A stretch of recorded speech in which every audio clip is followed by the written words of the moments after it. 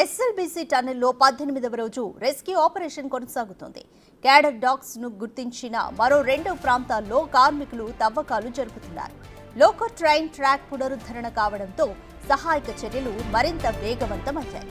13.2 కిలోమీటర్ల వరకు loco train వెళ్లగలుగుతోంది. సహాయక చర్యలు స్పీడప్ చేయడానికి ఇవాళ రోబోలను కూడా రంగంలోకి దించనున్నారు. దీంతో మృతదేహాలను గుర్తించడం ఈజీ అవుతుందని అధికారులు భావిస్తున్నారు.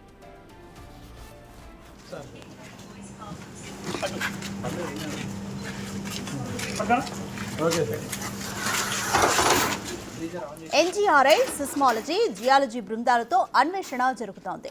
మొత్తం 150 మంది కార్మికులు 4 బృందాలుగా షిఫ్టుల వైజ్గా పనిచేస్తున్నారు.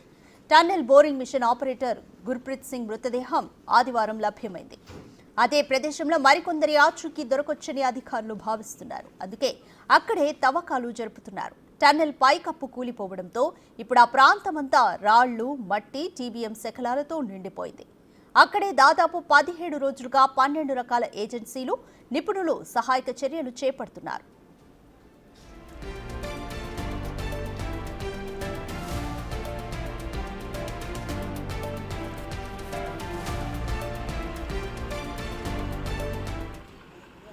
టన్నెల్లో 13.85 కిలోమీటర్ల దగ్గర ప్రమాదం జరిగింది. దీంతో 11వ కిలోమీటర్ వరకు నీరు, బురద పేరుకుపోయాయి. దీంతో 11వ కిలోమీటర్ వరకు మాత్రమే లోకో ట్రైన్ వెళ్లేది.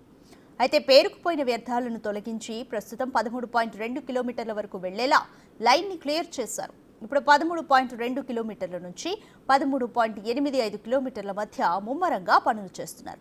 4 నుంచి 9 మీటర్ల మేర మట్టి దిబ్బలు పేరుకుపోయాయి.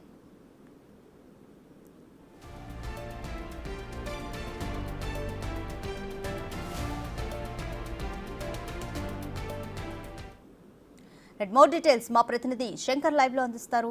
శంకర్, ఎస్ఎల్బీసీ టన్నెల్ ఇప్పటివరకైతే ఒక మృతదేహం లభ్యమైంది. ఇంకా మిగిలిన వారి మృతదేహాలను ఆచూకీ కోసం అధికారులు ఇంకా ప్రయత్నాలు చేస్తూనే ఉన్నారు. అయితే రోబోలను కూడా ఈ మిషన్ లో భాగం చేయొచ్చు అనే మాట అయితే వినిపిస్తుంది. అసలు ఈ రోబోలు ఏ విధంగా పనిచేస్తాయి?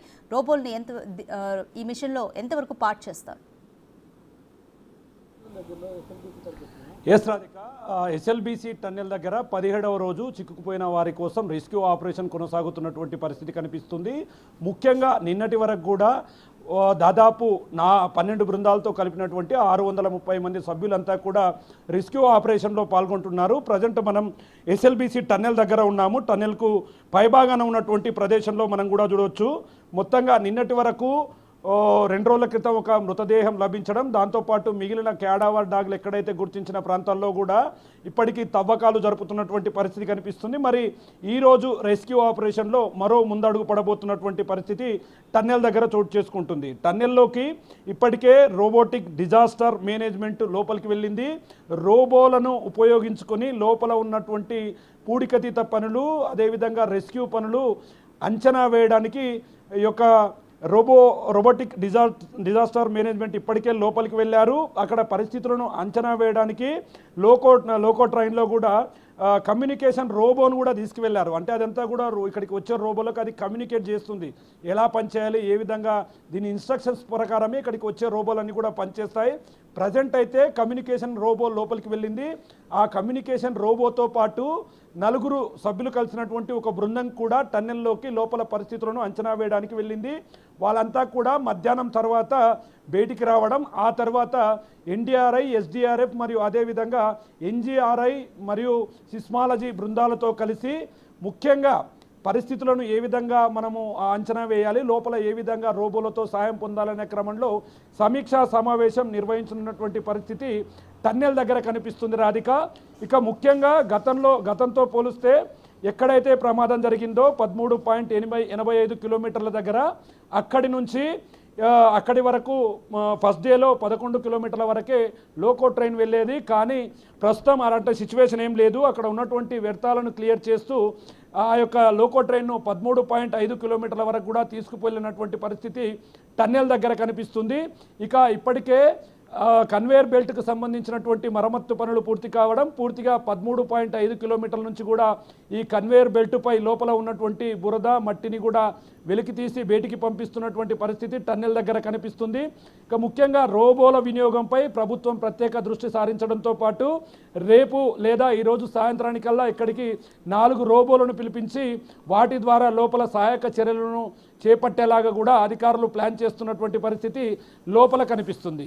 ఇప్పటికీ సిస్మాలజీ బృందం మరోవైపు డిజాస్టర్ మేనేజ్మెంట్కు సంబంధించి అరవింద్ కుమార్ సైతం కూడా ఎన్డీఆర్ఎఫ్, ఎస్డీఆర్ఎఫ్, అదేవిధంగా ఆర్మీ సిబ్బందితో పాటు సింగరేణి కార్మికులతో నిత్యం ఆయన సమీక్షా సమావేశాలు నిర్వహిస్తున్నాడు. లోపలికి కావాల్సినటువంటి ప్లాస్మా లేజర్ కట్టర్లు ఇవన్నీ కూడా ఎక్కడ ఇబ్బంది రాకుండా బయట నుంచి లోకో ట్రైన్లో పంపుతున్నారు.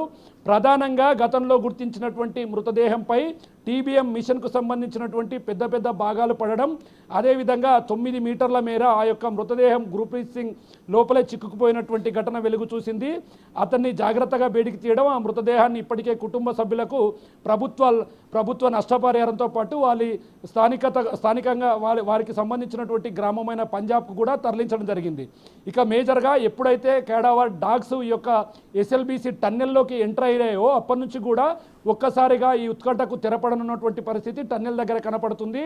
ఇక్కడ ఏవైతే 2 కేడావర్ డాగ్స్ వచ్చాయో ఆ 2 కేడావర్ డాగ్స్ కూడా ఇప్పటికీ గుర్తించినటువంటి D1, D2, D3ల నుండి D2లలో ఇప్పటికే గుర్ప్రీత్ సింగ్ మృతదేహాన్ని బయటికి తీయడంతో పాటు అవి గుర్తించిన మిగతా 2 ప్రాంతాలైన D1, D3లలో కూడా తవ్వకాలు కొనసాగుతున్నటువంటి పరిస్థితి ఎస్ఎల్బీసీ టన్నెల్ దగ్గర కనిపిస్తుంది.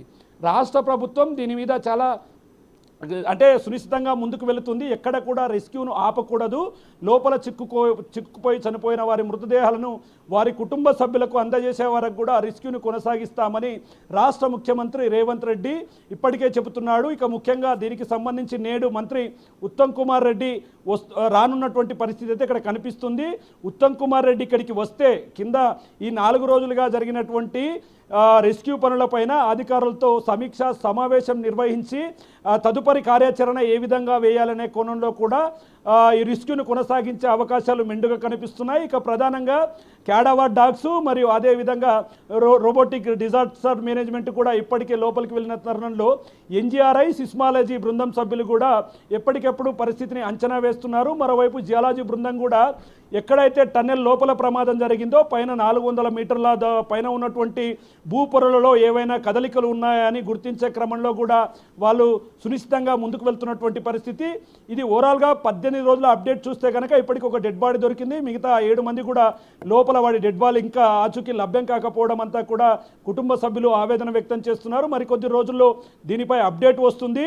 రెస్క్యూ చేసే ప్రాంతంలో ఎవరైనా కార్మికులు ఉన్నారో ఆ కార్మికులు అక్కడ ఉన్నటువంటి మట్టిని తవ్వే క్రమంలో పైభాగం కూలితే పనిచేసే వాళ్ళు చనిపోతారు కాబట్టి రెస్క్యూకు రోబోలను వాడుకోవాలన్న క్రమంలో కూడా ఈ రోజు నుంచే రోబోటిక్ విధానాన్ని లోపల టన్నెల్లో అమల్లోకి తేబోతుంది. దాన్ని లోపల అమలు చేసి ఆ లోపల ఉన్నటువంటి పరిస్థితులను ఎప్పటికప్పుడు సమీక్షిస్తూ కూడా క్లియర్గా ఈ రెస్క్యూను కంప్లీట్ చేసి త్వరితగతిన మిగతా వారిని కూడా గుర్తించి బయటికి తీయాలనే క్రమంతో ముందుకు వెళ్తున్నటువంటి పరిస్థితి టన్నెల్ దగ్గర కనిపిస్తుంది. రాధిక, ఏదేమైనప్పటికీ ఇప్పటికే చనిపోయినటువంటి కుటుంబానికి 25 లక్షల రూపాయల నష్టపరిహారం ఇక్కడ ప్రభుత్వ ఖర్చులతో పాటు పంజాబ్కు తరలించి ఆ కుటుంబ సభ్యులకు ఇక్కడ ఉన్నటువంటి ప్రభుత్వం పూర్తిగా సపోర్ట్గా అండగా నిలిచింది. ఇక చిక్కుడు వంశీకృష్ణ స్థానిక ఎమ్మెల్యే కూడా ఎప్పటికప్పుడు పరిస్థితిని అంచనా వేస్తున్నారు. జిల్లా కలెక్టర్ బదావత్ సంతోష్తో పాటు ఎస్పీ గైక్వాడ్ కూడా ఎట్లాంటి ఇబ్బందులు రాకుండా టన్నెల్ దగ్గర చూస్తున్నారు. మరి సాయంత్రం వరకు కూడా ఈ రోబోటిక్ విధానంపై ఎట్లాంటి మూమెంట్ ఉండబోతున్నది అనేది సర్వత్రా ఆసక్తి నెలకొన్నటువంటి పరిస్థితి ఇక్కడ కనిపిస్తుంది. Radhika, thank you Shankar.